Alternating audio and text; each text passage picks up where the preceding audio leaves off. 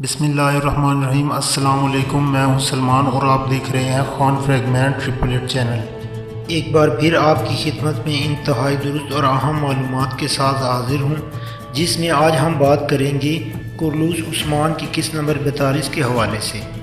Bamsi बे इस series को छोड़ रहे हैं और तुरगुत अली जो कि इसको ज्वाइन कर रहे हैं। स्क्रीन में आपको नज़र आने वाले किरदार जो कि तुरगुत का किरदार अदा करेंगे, क्या ये शख्स तुरगुत अली के किरदार अदा कर सकेगा या नहीं, अपनी इजहार राय कमेंट सेक्शन में ज़रूर बताएं। अब तक के लिए इतना ही। बहुत जल्द हाजिर होऊंगा एक नई वीडियो के साथ। अल्लाह हाफिज़।